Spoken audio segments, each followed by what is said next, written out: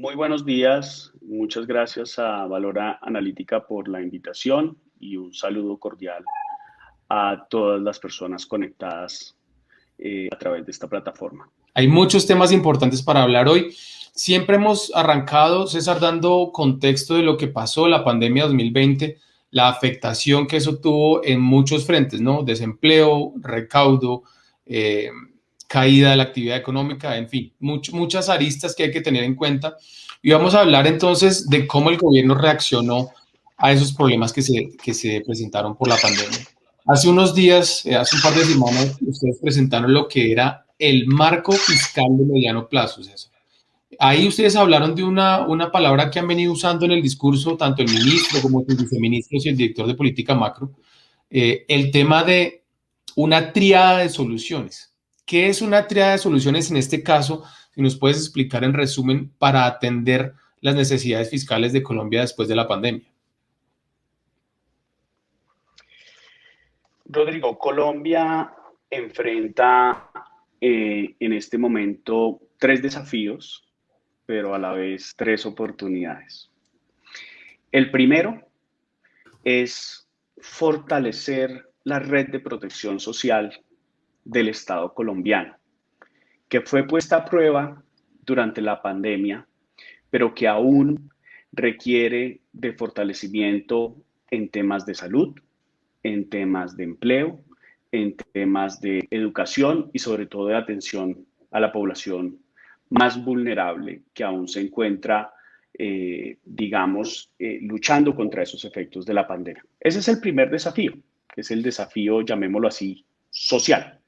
El segundo desafío es que para poder darle continuidad y fortalecer esa red de protección social, es necesario generar unas fuentes de financiamiento permanentes.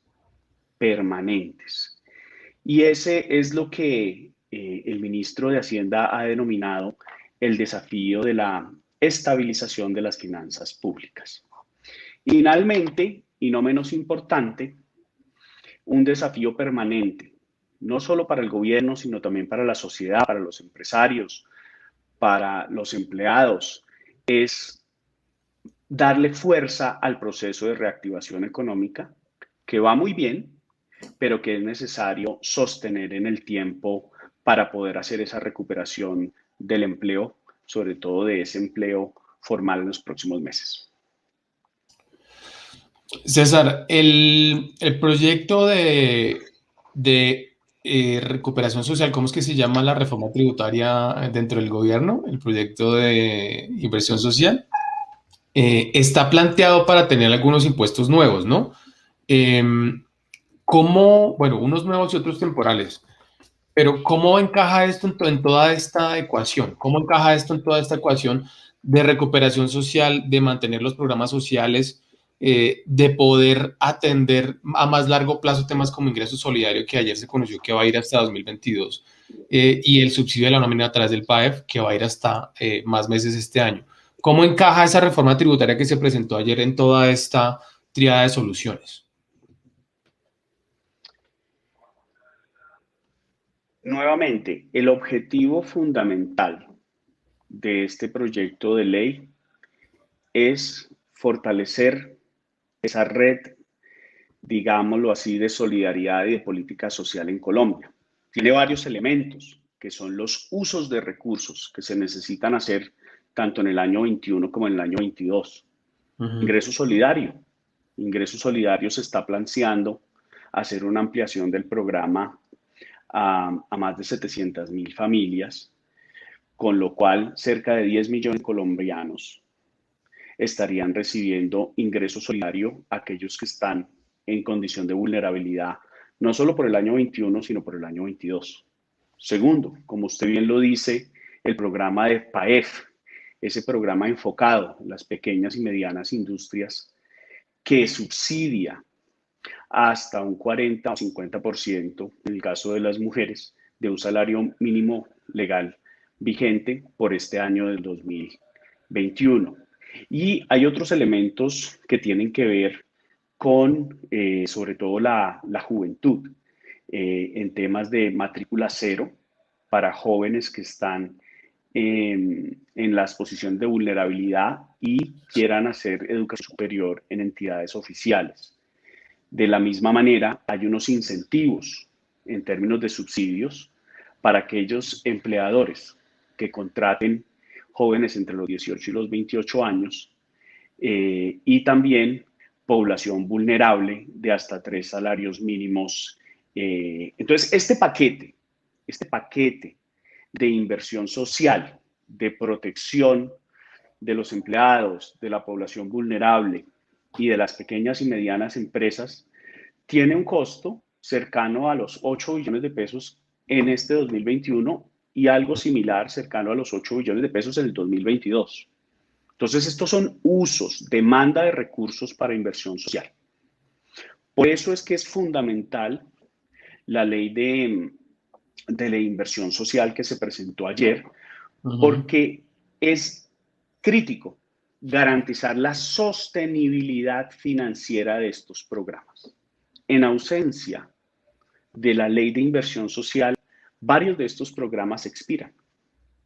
Y por eso es necesario, a través de fuentes permanentes, y ahora podemos hablar de eso, darle la tranquilidad a los colombianos vulnerables que estos programas, en total, cuando se suman con los ya existentes de Familias en Acción, atenderán cerca de 25 millones de personas, es decir, la mitad de la población colombiana, si estimamos que está entre 49 y 50 millones.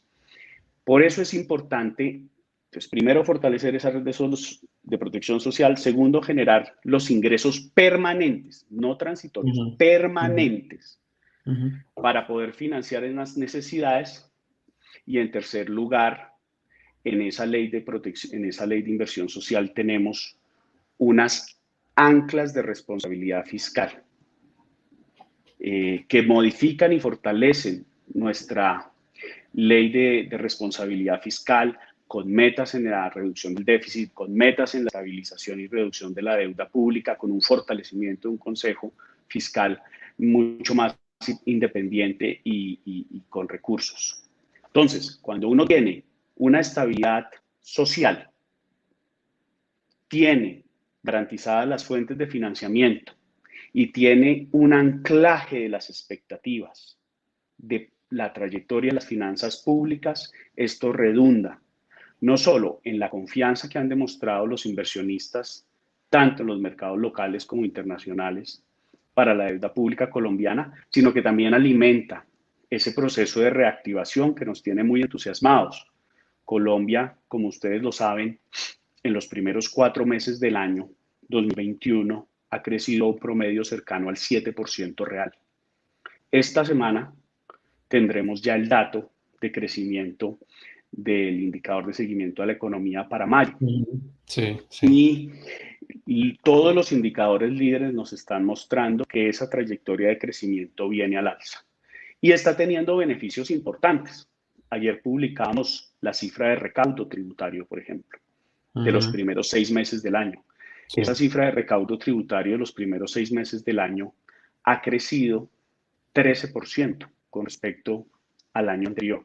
Son prácticamente 9.5 billones de pesos que se han recaudado gracias a este proceso de reactivación, gracias a la recuperación de los precios del petróleo y el comercio internacional y gracias también a un esfuerzo de gestión por parte de la Dirección de Impuestos Nacionales DIAN. César, voy a proyectar en este momento una tabla que resume lo que se presentó ayer en el proyecto de reforma tributaria de parte del gobierno de Colombia.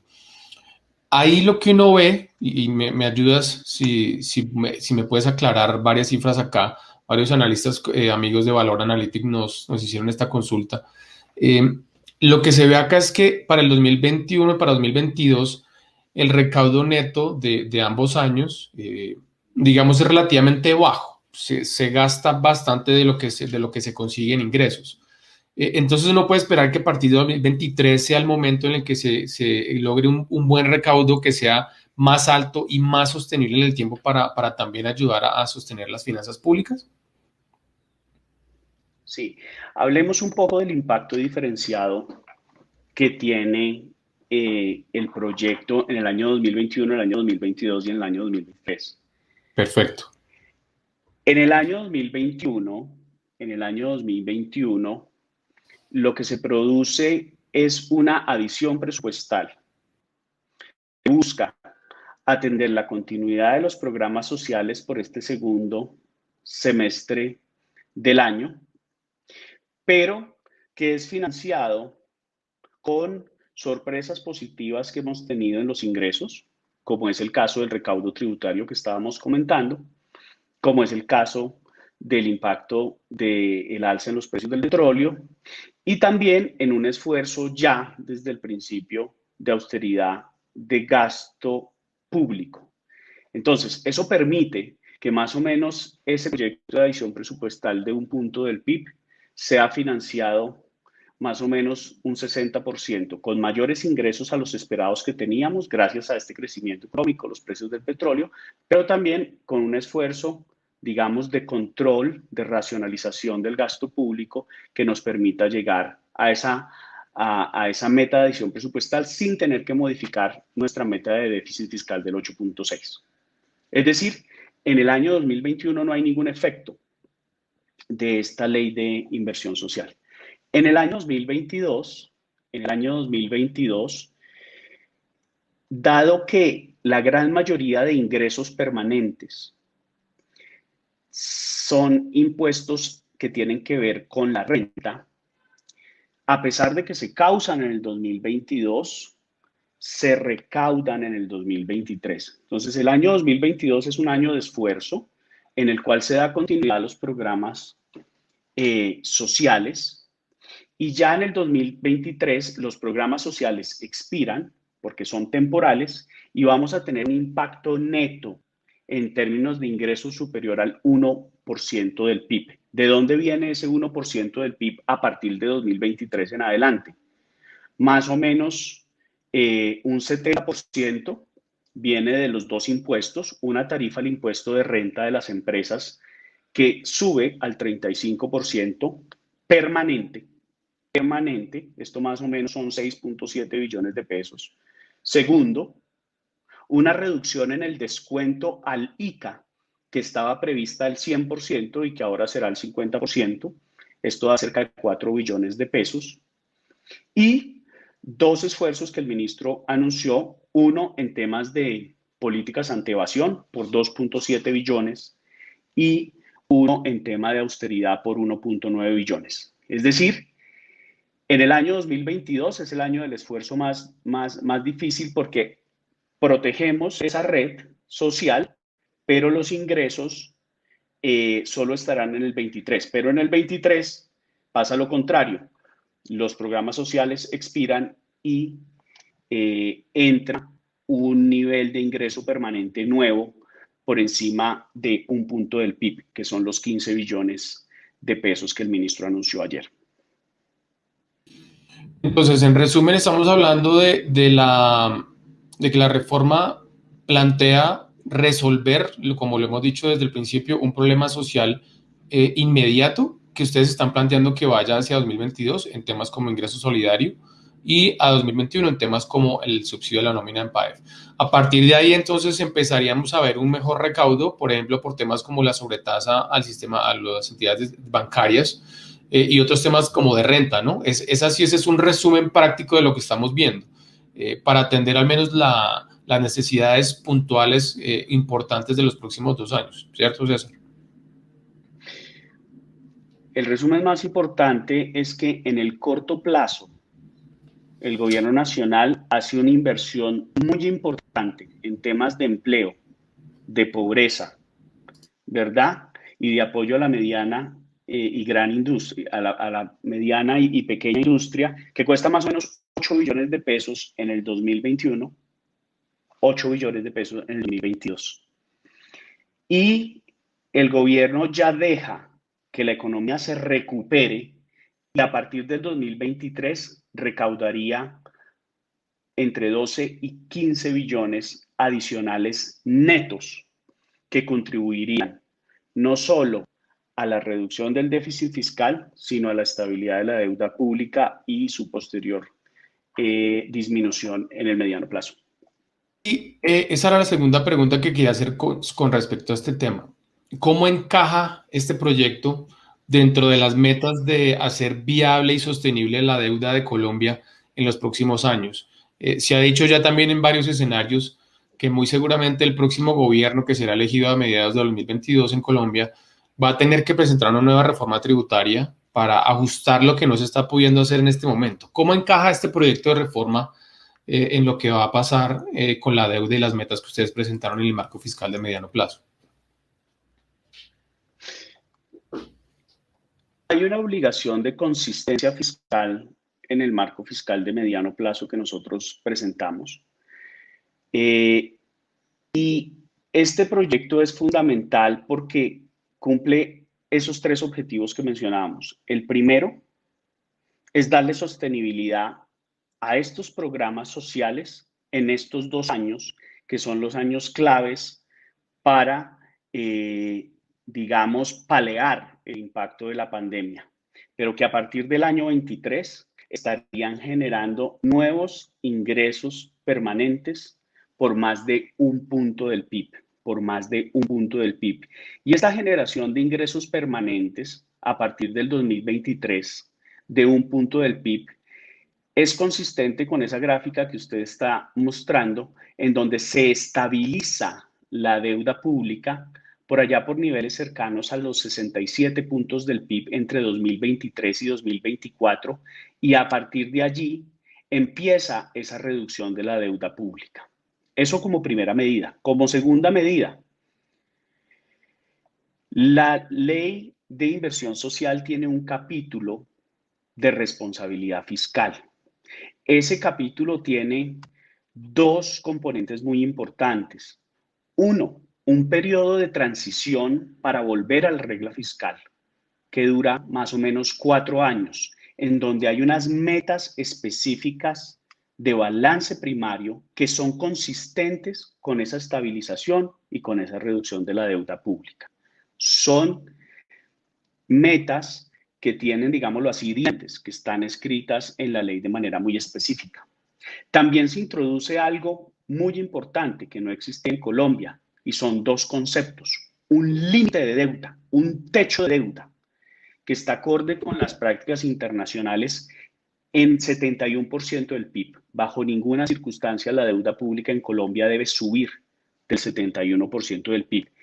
Pero también hay un nuevo número que se introduce en esta ley de inversión social, que es el ancla de deuda, es decir, hacia dónde debe tender la política fiscal. Y ese ancla de deuda está en los 55% deuda PIB. Es decir, de manera gradual se baja de un nivel de deuda pública que hoy está por el orden de los 65-67%, y que en el mediano plazo, con esta generación de ingresos permanentes y ese programa de desmonte, digamos, de los gastos de la pandemia, permitirán tender hacia ese nivel de ancla del 55%. César, quiero tener claridad sobre una cosa. Con estas previsiones y con lo que estamos viendo en temas de deuda, nuevos ingresos y demás a partir de 2023, la regla fiscal entonces tomará cuánto tiempo digamos, en estabilizarse después de ser suspendida durante 2 años y en acoger las nuevas métricas que ustedes están poniendo dentro de la reforma, ese 55% de deuda como ancla de deuda de la regla fiscal. Sí, señor. La regla fiscal lleva más de una década. En el marco de la pandemia se suspende por el año 20 y por el año 21. Una suspensión que fue común prácticamente en todas las economías de mercado desarrolladas y en desarrollo en el mundo. Pero la ley prevé volver a unos objetivos de déficit fiscal a partir del 2022, pero unos objetivos que son más graduales que la regla anterior, dado el impacto de la pandemia. Y esos objetivos de déficit primario van a estar escritos en la ley para los años 22, 23, 24 y 25. ¿ok?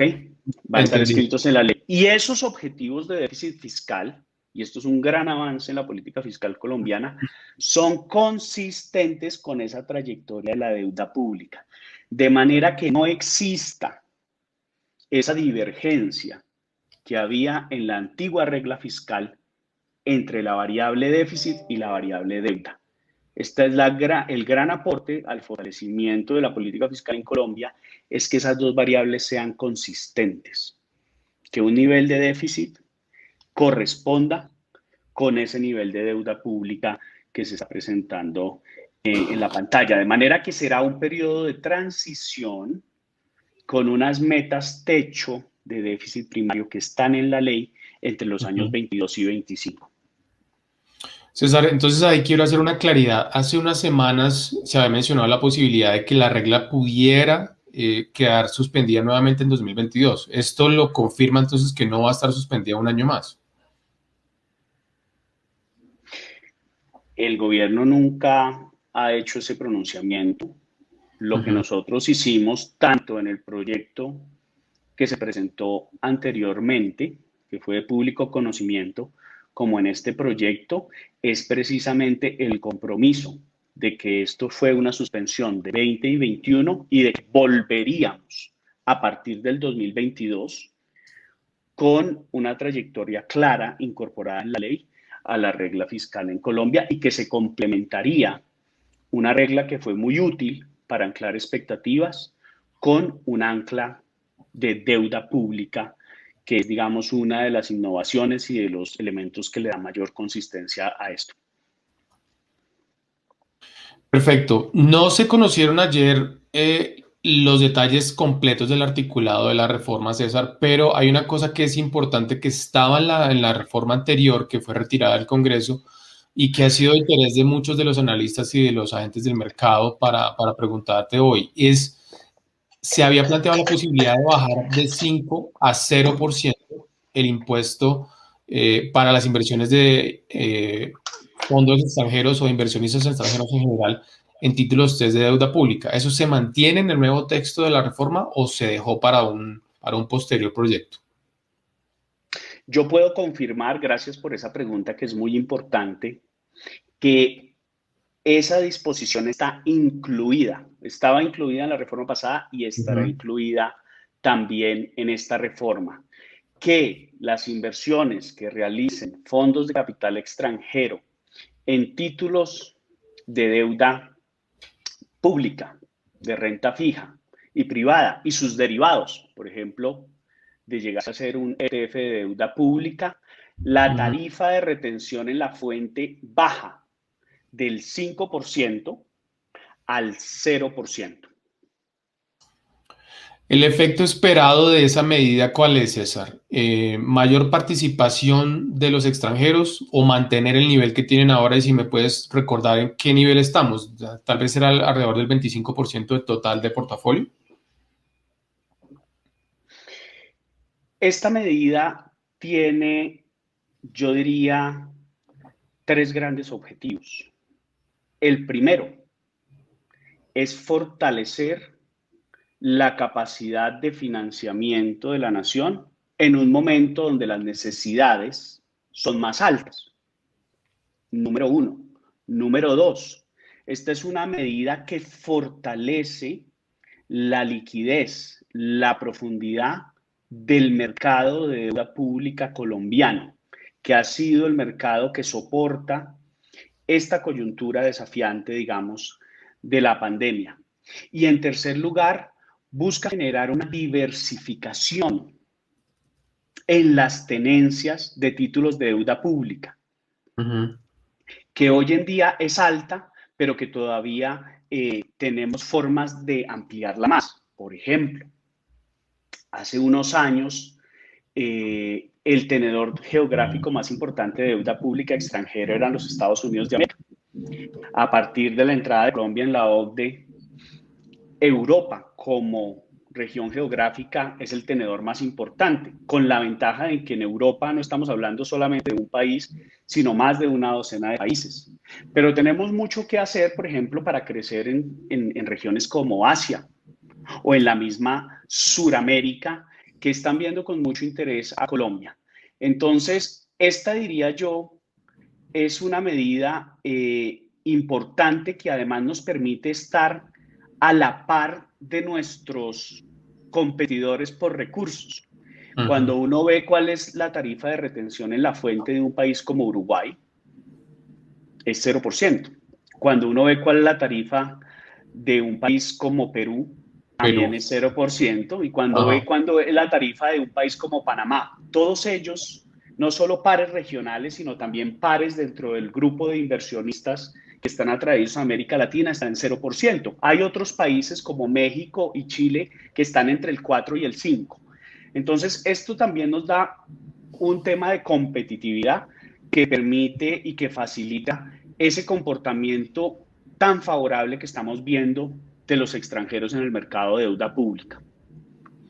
Recordemos, César, que ese impuesto hasta el 2018, si no me equivoco, era de 14%, ¿no? Era una reforma inicial que se hizo, se bajó al 5% y ahora la propuesta de ustedes es que baje al 0%. Me gustaría que habláramos de cómo todas estas cosas que ustedes están planteando y que se hablaron en la presentación del marco fiscal de mediano plazo, están siendo guiadas o no por la decisión de dos calificadoras de Standard & Poor's y de Fitch de quitarle a Colombia el grado de inversión. ¿Eso qué tanto está incidiendo en las decisiones que están tomando ustedes en esos temas, por ejemplo, de quitarle impuestos a los extranjeros en TES o de presentar una reforma tributaria que realmente tiene un impacto importante en recaudo a partir de 2023?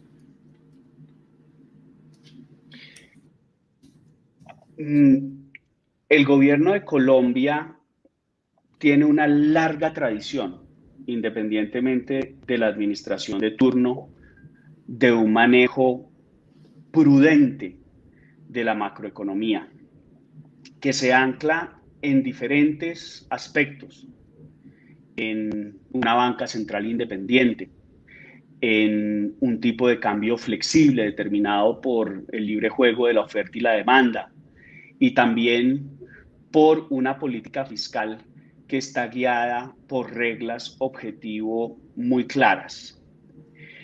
Nosotros estamos con mucha convicción en este esfuerzo de los tres objetivos que mencioné: la estabilidad social, la estabilidad de las finanzas públicas y el crecimiento económico, sobre todo como una respuesta a los colombianos, a las empresas y a nuestros financiadores, que mantienen un gran respaldo y nos han permitido acceder a recursos para poder enfrentar esta pandemia. Y la respuesta ha sido muy favorable. Contra todos los pronósticos que preveían que un país que tiene disminuciones en las calificaciones de riesgo y pensaban que se iban a materializar salidas de capital, nosotros en esa presentación que tú tienes, lo que los datos están mostrando es que Colombia tuvo uno de los mejores trimestres de la historia en entrada de inversión extranjera de portafolio al mercado de deuda pública. Se recibieron 4 billones de pesos en el mes de abril. Se recibieron 4 billones de pesos en el mes de mayo. Y finalmente, a junio 30, la semana anterior, publicamos las cifras, se recibieron 2.6 billones de pesos. Es decir, que en los últimos 3 meses, que han sido meses de altos desafíos externos e internos, el mercado de deuda pública colombiano, gracias a esa confianza de los inversionistas, ha sido un receptor neto de capital. Y esto es, en el mundo, Colombia puede ser el segundo país con más flujos de capital extranjero a su mercado de deuda pública, probablemente después de Malasia, pero muy por encima de lo que ha sucedido en Perú, de lo que ha sucedido en Chile, de lo que ha sucedido en el mismo México. De manera que nuestro compromiso con la agenda de protección social, nuestro compromiso con la reactivación económica y nuestro compromiso de honrar esa tradición colombiana de manejar la macroeconomía de manera prudente, no depende, digamos, de un actor o de otro, sino que es un deber que nosotros tenemos con los ciudadanos, con las empresas y con nuestros inversionistas nacionales e internacionales que continúan, digamos, respaldando estas políticas que estamos tomando de manera responsable y que lo podemos mostrar con evidencia en los datos como esa gráfica que usted tiene al frente. Sí, ahí es importante ver lo que resaltabas hace un momento. Casi 11 billones de pesos entraron en el mercado de deuda pública de inversionistas extranjeros. Y yo lo he dicho en varios lives en los que he hablado sobre este tema. A finales del año pasado, comienzos de 2021, publicamos en Valor Analítico un informe del banco de inversión Morgan Stanley, que ya hablaba de que Colombia iba a perder el grado de inversión, pero al final decía, cuando Colombia sufre esa pérdida de grado de inversión, eso va a ser una oportunidad de entrada al mercado. Y efectivamente eso es lo que estamos viendo en estas gráficas y en esta presentación que estamos teniendo en este momento. Les quiero agradecer a las más de 100 personas que están conectadas a esta hora con Valora Live. Tenemos muchas preguntas, César, vamos a ir haciéndolas poco a poco, pero quiero pedirle a Sara, que maneja el panel de control, que volvamos a presentar la diapositiva del déficit del gobierno de Colombia. Para preguntarle a César, ¿cómo es consistente esa reforma tributaria que se presentó con la meta de déficit fiscal de 2021 y de 2022? César, no te estoy viendo. Disculpas, acá estamos. Ya te escucho de nuevo. No sé si me escuchaste la pregunta, si no te la repito. Sí, señor. ¿Me repites, por favor? Claro.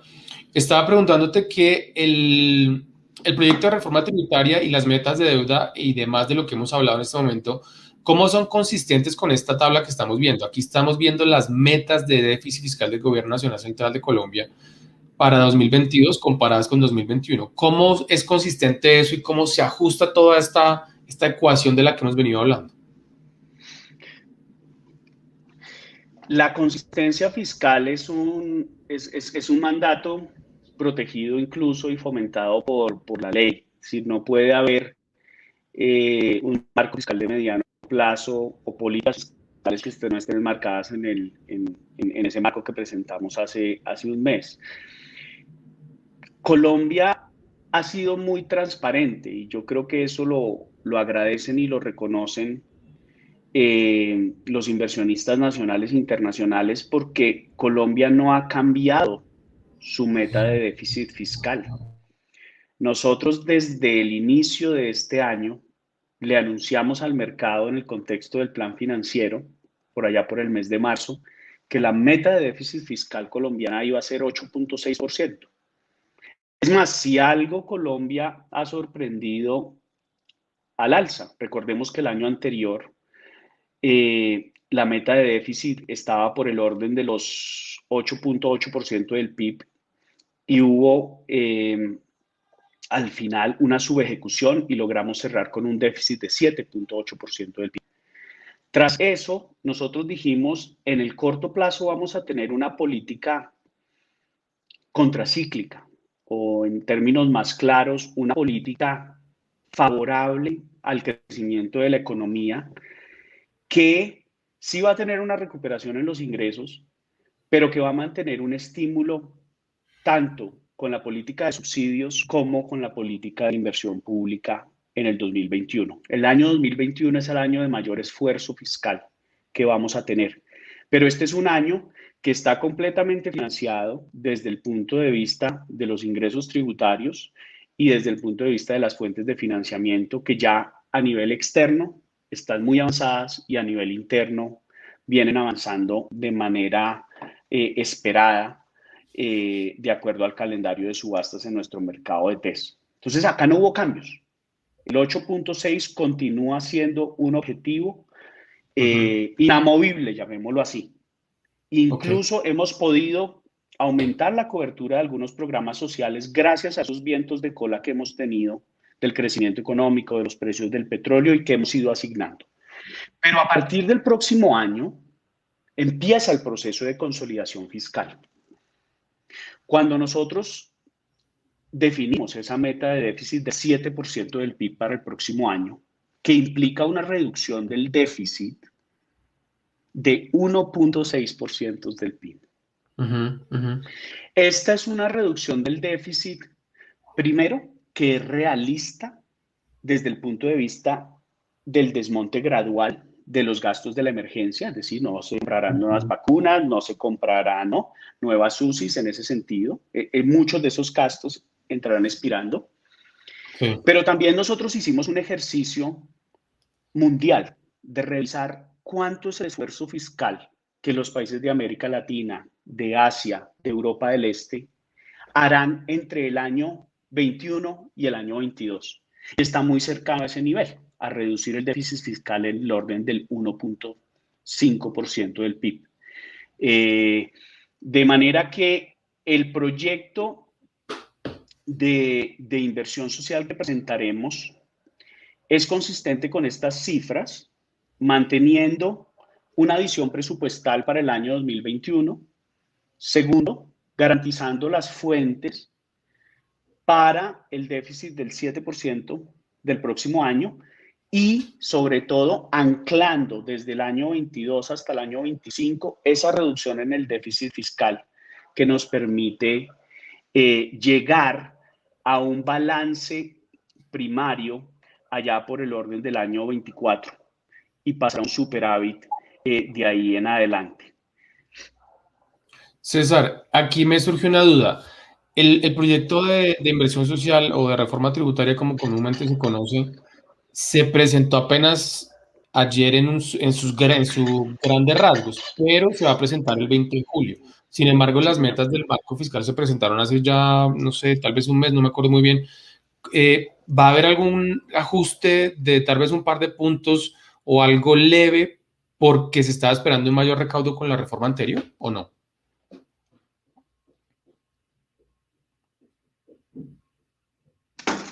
Disculpas. Sí, señor.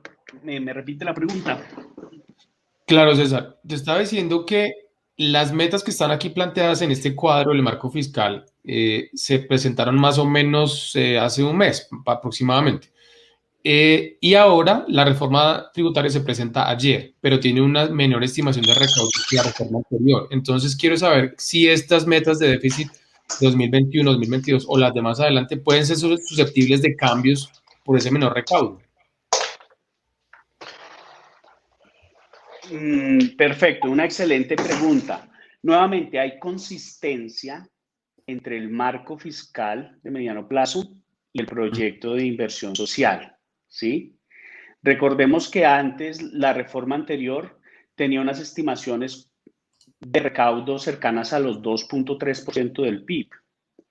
El primer consenso que se logró fue que esta nueva reforma va a tener un recaudo más cercano a los 15 billones, es decir, por ahí por el orden de 1.2, 1.4% del PIB. Y con esas metas fue que nosotros construimos tanto el marco fiscal de mediano plazo como el proyecto de inversión social que se anunció ayer.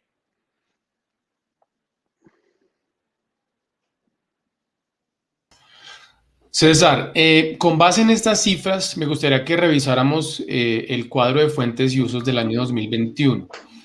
En ese momento, cuando se presentó el plan financiero y cuando se presentó de nuevo el marco fiscal de mediano plazo, se lanzaron algunas metas sobre lo que va a ser la colocación de deuda este año, la recepción de desembolsos externos, principalmente del mercado financiero. Ahí estamos viendo el cuadro. Sara, si me ayudas a agrandarlo un poco para que se vea mejor. Cuando se hizo la presentación de estas cifras, César, no sabíamos todavía que el FMI le iba a desembolsar posiblemente unos recursos cercanos a 3.000 millones de dólares a Colombia en la creación, en un nuevo desembolso para atender la pandemia. ¿Cómo encajan esos casi 3.000 millones en este cuadro? ¿O los vamos a ver en 2022 en ese desembolso? ¿Qué podemos conocer sobre ese tema por ahora? Bueno, muchísimas gracias por esa pregunta. Nuevamente, nosotros tenemos un diálogo muy fluido y transparente con los inversionistas locales e internacionales. Este cuadro de 2021 que tú estás proyectando no apareció ahora en junio ni apareció en marzo. Nosotros comunicamos estas metas de colocación a los mercados desde diciembre de 2020. Sí, Y ajá. a partir de diciembre de 2020 no ha habido cambios en la estrategia de financiación. Las subastas no han cambiado de monto. En el caso del mercado de TES, las colocaciones externas se han realizado de acuerdo a calendario y Ujú. los desembolsos multilaterales han venido funcionando con base en esa meta que usted tiene ahí de desembolsos externos. De Ujú. manera que este cuadro es consistente con lo que anunciamos en diciembre, ratificamos en el plan financiero en marzo y fue incluido en el marco fiscal de mediano plazo y es consistente con nuestro cierre del año, dado que además el déficit no cambia, es 8.6%. Ujú. Entonces, nosotros no tenemos previsto hacer cambios a la estrategia de financiamiento en el 2021. Ok. Lo que usted menciona es la decisión del Fondo Monetario Internacional de hacer una emisión de derechos especiales de giro por Sí. 650 mil millones de dólares Dólares. a sus Ajá. 190 países miembros. Sí. Esa es una decisión que de hecho todavía no está tomada. Falta todavía la ratificación de la Ujú. junta directiva, llamémoslo así, del Fondo Sí. Monetario Internacional. Está Y muy 2 meses. avanzada. Ya el Sí. equipo técnico del fondo le dio un visto bueno, Ujú. ya fue socializado por la presidenta del Fondo Monetario Internacional, ya tuvo un concepto previo favorable de la junta directiva y ahora lo que falta es el concepto definitivo. Muy Ujú. probablemente esa asignación se va a realizar hacia finales de agosto para todos los Ujú. países. Ujú. En el caso colombiano, en el caso colombiano, al país tener una participación cercana al 0.43% dentro del Fondo Monetario Internacional, si usted Ujú. multiplica 0.43% por los 650 billones, a Colombia en dólares, dependiendo la tasa de cambio, le corresponderían una asignación cercano a los 2.8, Ujú. 2.9, 2.800, 2.900 millones de dólares. De ¿Ok? acuerdo. Ujú. En el Fuentes y Usos del 2021 no está contemplado ese escenario, Ujú. ¿verdad?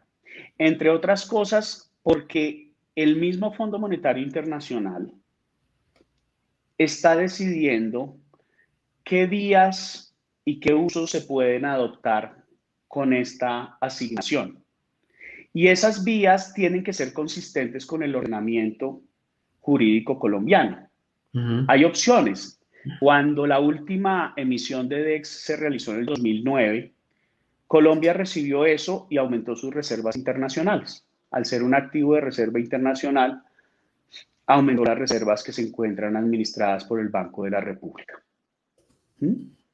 Sí. Esta vez hay un debate, hay una discusión en el mundo sobre, en un país como Colombia, ¿esto debería aumentar las reservas internacionales o más bien debería contribuir al financiamiento de esas necesidades fiscales que surgieron alrededor de la pandemia y que fue la razón por la cual también el Fondo Monetario Internacional hizo este esfuerzo de emisión?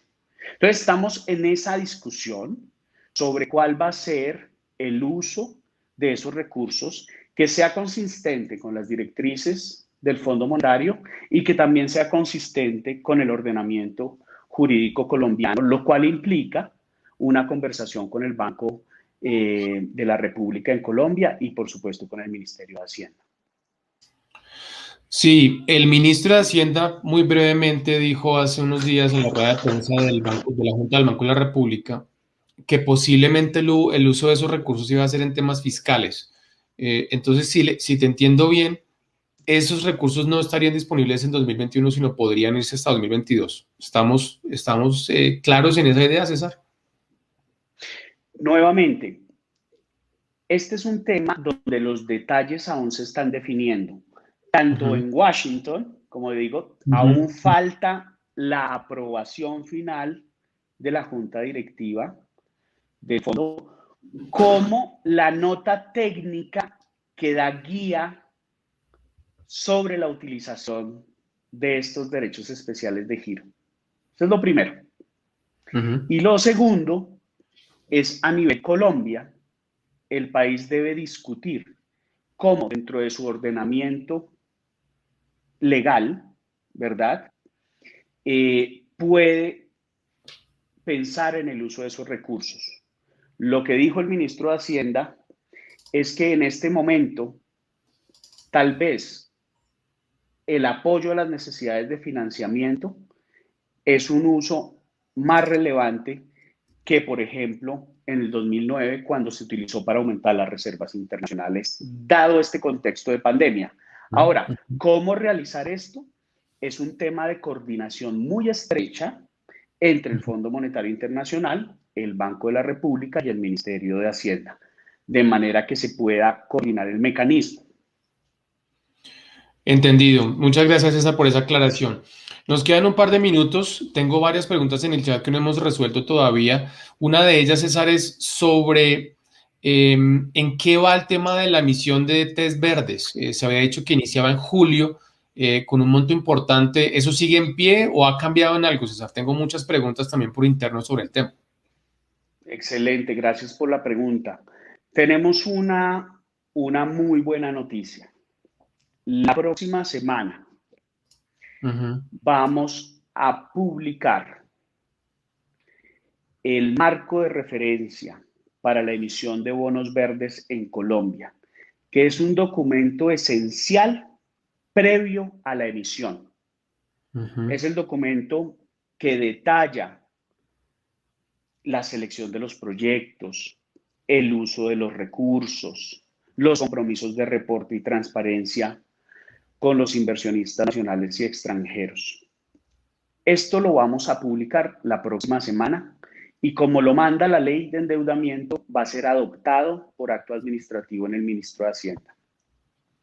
Perfecto, muy buena. Segundo, esa es una muy buena noticia. Segundo, vamos a publicar también el portafolio de proyectos verdes que fueron seleccionados Qué bien. para la primera emisión de bonos verdes. Son alrededor de 27 proyectos Ujú. por el orden de los 2 billones de pesos, todos ellos incluidos en los presupuestos generales de la Nación del año 2020 y del año 2021. Perfecto. César, Y sí, ahí se mantienen los montos de los que se había hablado antes de emisiones de test verdes. sí, estamos siendo consistentes, ¿verdad? Habíamos anunciado Ujú. hasta 2 billones, ahora hablamos de Sí. eso, pero entonces ese es el segundo. Y lo tercero, que también es muy importante, es que publicaremos la opinión de un tercero independiente internacional.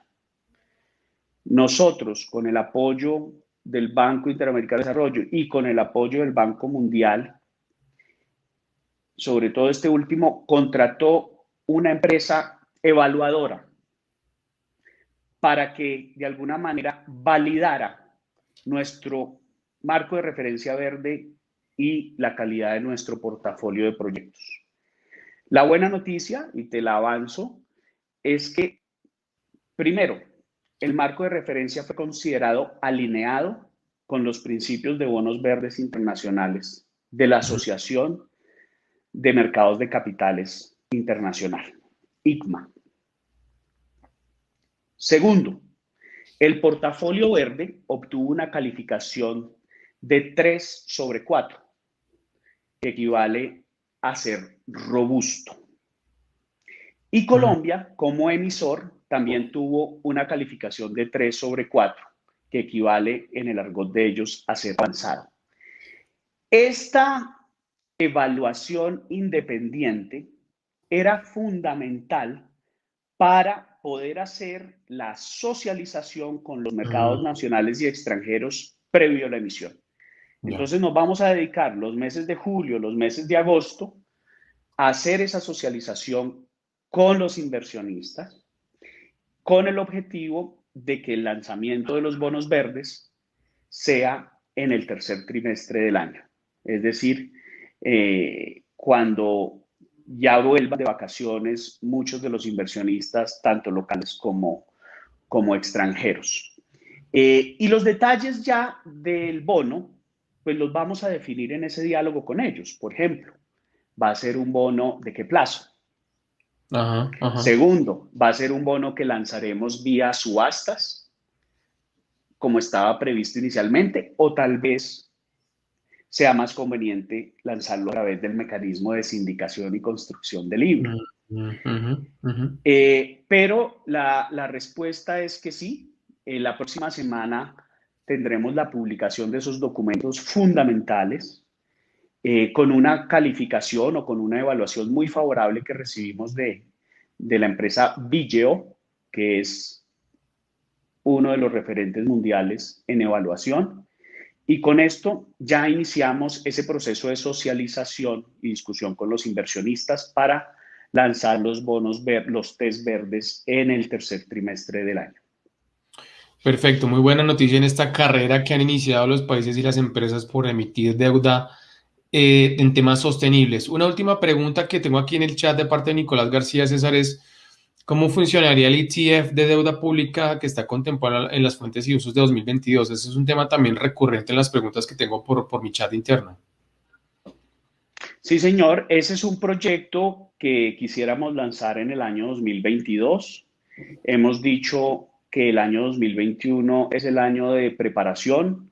Ya hemos cumplido con el convenio de cooperación técnica con el Banco Mundial, que hizo esfuerzos similares, sobre todo el primero de ellos en Brasil, hace año y medio. Nosotros podríamos ser el segundo país en mercados emergentes con este tipo de fondo bursátil. Ahora en lo que estamos es en la definición de el índice. ¿Cuál es la canasta de títulos de deuda pública TES que se incluirán en ese índice del Fondo Bursátil de Deuda Pública Soberana? Una vez terminemos esto, entraremos en un diálogo para la selección del administrador de ese fondo. El administrador de ese fondo, con la idea de hacer el lanzamiento en el próximo año, a inicios del próximo año, y tenemos el objetivo de que sea un fondo bursátil que cotice en la Bolsa de Valores de Colombia.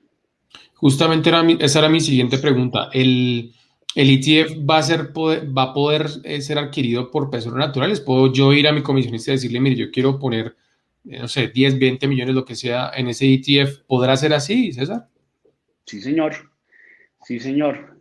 De la misma manera que hoy en día una persona natural o jurídica puede adquirir acciones en la Bolsa de Valores de Colombia. Ese fue uno de los grandes objetivos nuestros cuando lanzamos esta iniciativa. Nosotros lo llamamos democratizar el acceso a los mercados de capitales en Colombia, siendo un ejemplo el mercado de deuda pública. De manera que sí será posible con sus intermediarios financieros, como adquieren los demás valores en la bolsa colombiana, poder adquirir este ETF. Esto, qué pena que es que me siguen saliendo preguntas sobre esto. ¿Esto va a estar en qué rueda? ¿En la rueda de renta fija o en la rueda de renta variable por ser un ETF? Este es un instrumento de renta fija. Es un derivado financiero cuyo subyacente es instrumentos de renta fija. Son TES, ¿correcto? Okay. Y Sí. tiene las condiciones tributarias, el marco regulatorio de un instrumento de renta fija, ¿cierto? No es un instrumento, digamos, de acciones. Perfecto. César, gracias por atender la invitación. Menos mal pudimos solucionar los problemas técnicos que tuvimos hoy. Sí, no se preocupe, yo, qué pena, pero pues sí, a veces sucede. Le agradezco las preguntas, la apertura, la atención a las personas que están conectadas y como siempre, pues muy atentos a conversar con ustedes, a resolver cualquier inquietud. Vienen meses de mucho movimiento Así es. con temas de reforma de inversión social, con temas de bonos verdes y con temas de gestión de riesgo que estaré comunicando permanentemente a ustedes y a los mercados.